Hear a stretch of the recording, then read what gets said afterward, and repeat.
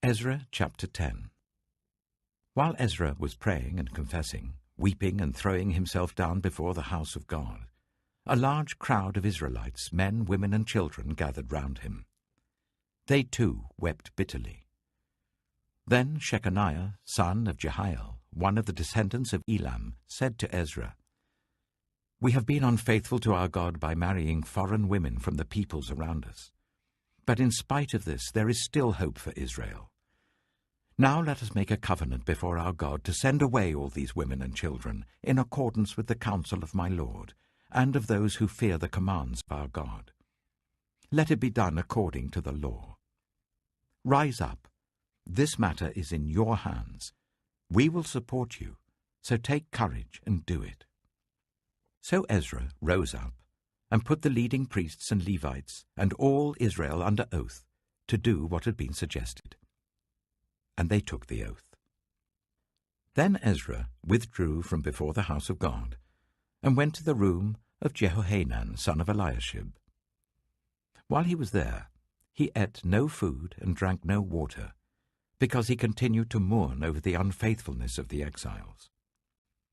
A proclamation was then issued throughout Judah and Jerusalem for all the exiles to assemble in Jerusalem. Anyone who failed to appear within 3 days would forfeit all his property, in accordance with the decision of the officials and elders, and would himself be expelled from the assembly of the exiles. Within the 3 days, all the men of Judah and Benjamin had gathered in Jerusalem.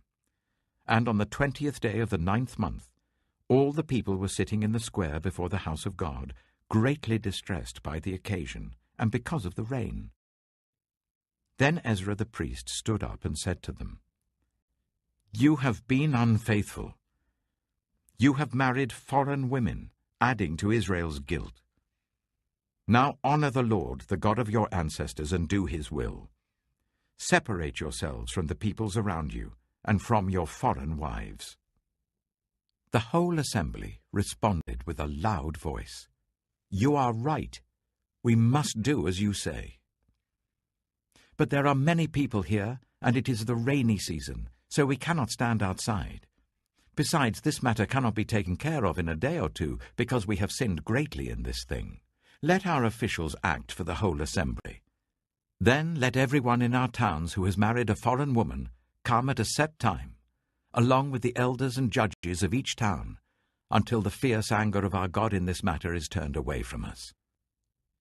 Only Jonathan, son of Asahel, and Jezahiah, son of Tikvah, supported by Meshullam and Shabbatai the Levite, opposed this. So the exiles did as was proposed. Ezra the priest selected men who were family heads, one from each family division, and all of them designated by name. On the first day of the 10th month, they sat down to investigate the cases, and by the first day of the first month, they finished dealing with all the men who had married foreign women. Among the descendants of the priests, the following had married foreign women.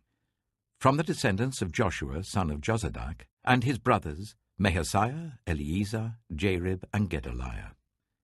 They all gave their hands in pledge to put away their wives, and for their guilt they each presented a ram from the flock as a guilt offering. From the descendants of Immer, Hanani and Zebediah.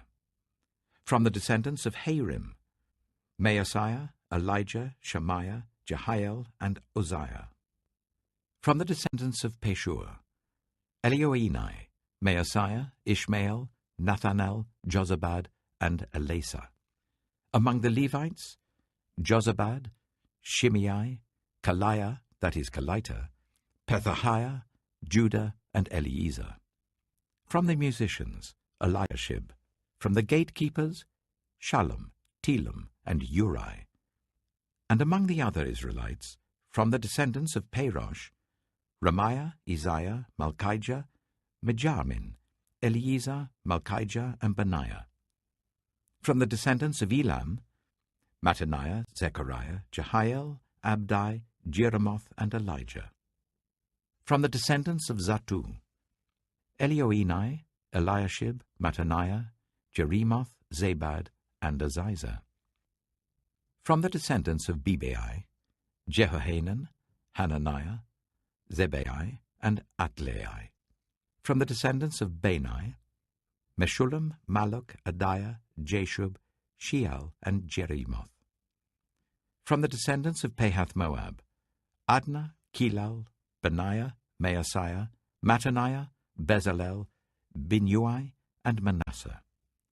From the descendants of Harim, Eliezer, Ishijah, Malchijah, Shemaiah, Shimeon, Benjamin, Maluk, and Shemariah. From the descendants of Hashum, Mattanai, Mattatah, Zabad, Eliphalet, Jeremiah, Manasseh, and Shimei. From the descendants of Bani, Maadai, Amram, Uel, Benaiah, Bediah, Keluhai, Benaiah, Meremoth, Eliashib, Mattaniah, Mattanai, and Jeasu. From the descendants of Binnui, Shimei, Shelemiah, Nathan, Adiah, Magnadabai, Sheshai, Sherai, Azarel, Shelemiah, Shamariah, Shallum, Amariah, and Joseph. From the descendants of Nebo, Jehiel, Mattatiah, Zabad, Zabinah, Jadai, Joel, and Benaiah. All these had married foreign women, and some of them had children by these wives. The Book of Nehemiah. Nehemiah, chapter 1. The words of Nehemiah, son of Hakaliah. In the month of Kislev, in the 20th year, while I was in the citadel of Susa, Hanani, one of my brothers, came from Judah with some other men, and I questioned them about the Jewish remnant that had survived the exile, and also about Jerusalem. They said to me, "Those who survived the exile and are back in the province are in great trouble and disgrace. The wall of Jerusalem is broken down, and its gates have been burned with fire." When I heard these things, I sat down and wept. For some days I mourned and fasted and prayed before the God of heaven. Then I said, "Lord, God of heaven, the great and awesome God, who keeps his covenant of love with those who love him and keep his commandments, let your ear be attentive and your eyes be open to hear the prayer your servant is praying before you, day and night for your servants, the people of Israel. I confess the sins we Israelites, including myself and my father's family, have committed against you. We have acted very wickedly towards you. We have not obeyed the commands, decrees, and laws you gave your servant Moses.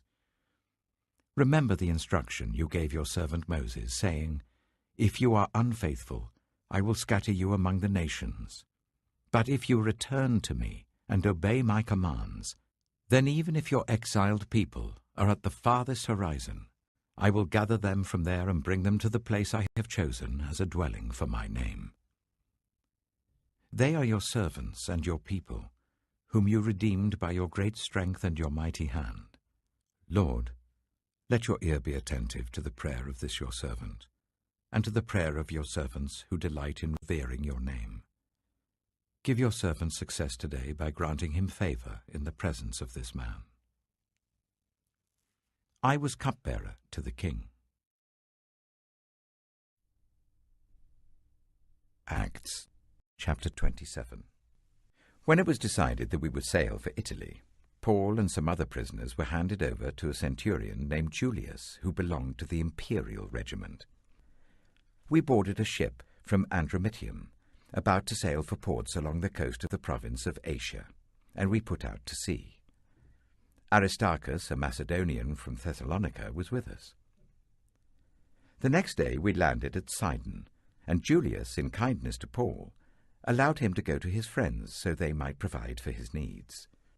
From there we put out to sea again and passed to the lee of Cyprus because the winds were against us. When we had sailed across the open sea off the coast of Cilicia and Pamphylia, we landed at Myra in Lycia. There the centurion found an Alexandrian ship sailing for Italy and put us aboard. We made slow headway for many days and had difficulty arriving off Cnidus. When the wind didn't allow us to hold our course, we sailed to the lee of Crete opposite Salmone. We moved along the coast with difficulty and came to a place called Fair Havens, near the town of Lasea.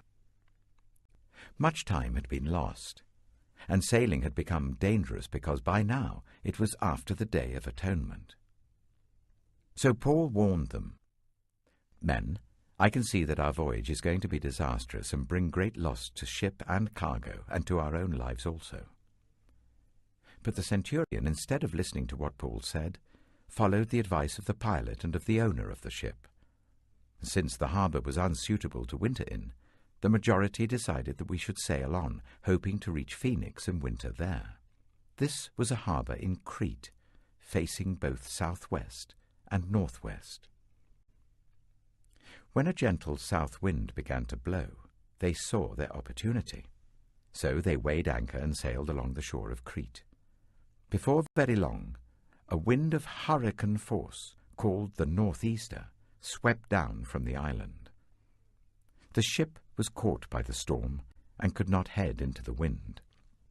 So we gave way to it and were driven along. As we passed to the lee of a small island called Cauda, we were hardly able to make the lifeboat secure, so the men hoisted it aboard. Then they passed ropes under the ship itself to hold it together. Because they were afraid they would run aground on the sandbars of Syrtis, they lowered the sea anchor and let the ship be driven along. We took such a violent battering from the storm that the next day they began to throw the cargo overboard. On the third day they threw the ship's tackle overboard with their own hands. When neither sun nor stars appeared for many days and the storm continued raging, we finally gave up all hope of being saved. After they had gone a long time without food, Paul stood up before them and said, "Men, you should have taken my advice not to sail from Crete. Then you would have spared yourself this damage and loss. But now I urge you to keep up your courage, because not one of you will be lost. Only the ship will be destroyed. Last night an angel of the God to whom I belong and whom I serve stood beside me and said, 'Do not be afraid, Paul. You must stand trial before Caesar, and God has graciously given you the lives of all who sail with you. So, keep up your courage, men, for I have faith in God that it will happen just as he told me. Nevertheless, we must run aground on some island.' On the 14th night, we were still being driven across the Adriatic Sea, when about midnight the sailors sensed they were approaching land. They took soundings and found that the water was 40 meters deep. A short time later they took soundings again and found it was 30 meters deep. Fearing that we would be dashed against the rocks, they dropped 4 anchors from the stern and prayed for daylight. In an attempt to escape from the ship, the sailors let the lifeboat down into the sea, pretending they were going to lower some anchors from the bow. Then Paul said to the centurion and the soldiers, 'Unless those men stay with the ship, you cannot be saved.' So the soldiers cut the ropes that held the lifeboat and let it drift away. Just before dawn, Paul urged them all to eat. 'For the last 14 days, he said, you have been in constant suspense and have gone without food. You haven't eaten anything. Now I urge you to take some food. You need it to survive. Not one of you will lose a single hair from his head.' After he said this, he took some bread and gave thanks to God in front of them all. Then he broke it and began to eat. They were all encouraged and ate some food themselves. Altogether, there were 276 of us on board. When they had eaten as much as they wanted, they lightened the ship by throwing the grain into the sea. When daylight came, they did not recognize the land, but they saw a bay with a sandy beach, where they decided to run the ship aground if they could. Cutting loose the anchors, they left them in the sea and at the same time untied the ropes that held the rudders. Then they hoisted the foresail to the wind and made for the beach. But the ship struck a sandbar and ran aground. The bow stuck fast and would not move, and the stern was broken to pieces by the pounding of the surf. The soldiers planned to kill the prisoners to prevent any of them from swimming away and escaping. But the centurion wanted to spare Paul's life and kept them from carrying out their plan.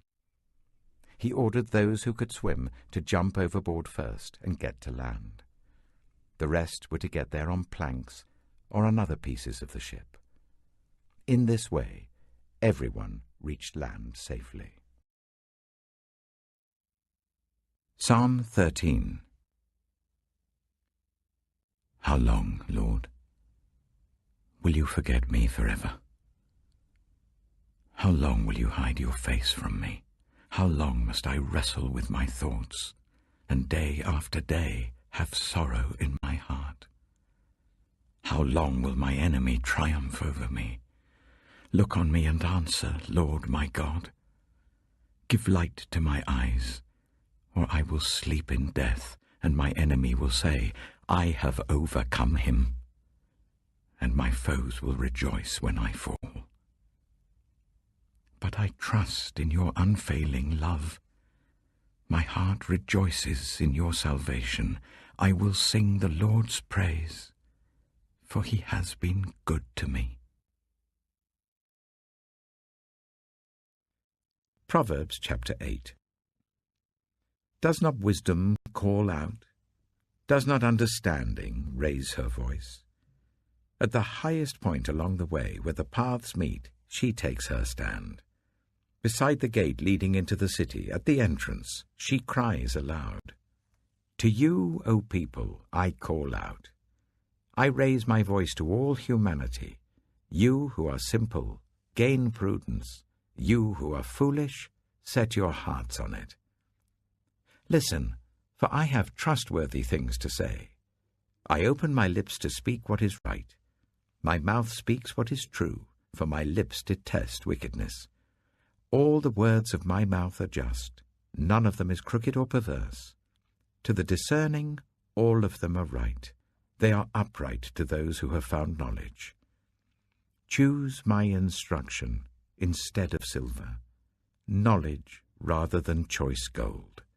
For wisdom is more precious than rubies, and nothing you desire can compare with her.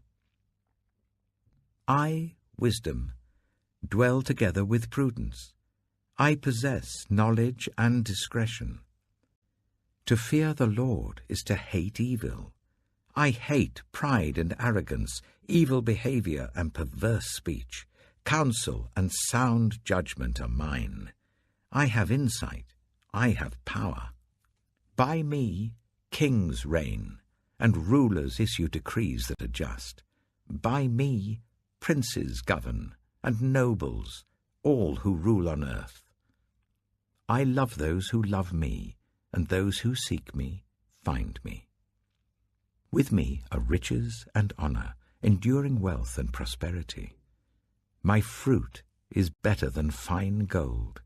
What I yield surpasses choice silver. I walk in the way of righteousness along the paths of justice, bestowing a rich inheritance on those who love me, and making their treasuries full. The Lord brought me forth as the first of his works, before his deeds of old. I was formed long ages ago, at the very beginning, when the world came to be. When there were no watery depths, I was given birth. When there were no springs overflowing with water, before the mountains were settled in place, before the hills, I was given birth. Before he made the world or its fields, or any of the dust of the earth, I was there when he set the heavens in place, when he marked out the horizon on the face of the deep, when he established the clouds above and fixed securely the fountains of the deep, when he gave the sea its boundary, so that the waters would not overstep his command, and when he marked out the foundations of the earth. Then I was constantly at his side. I was filled with delight day after day, rejoicing always in his presence, rejoicing in his whole world, and delighting in the human race. Now then, my children, listen to me. Blessed are those who keep my ways. Listen to my instruction and be wise. Do not disregard it.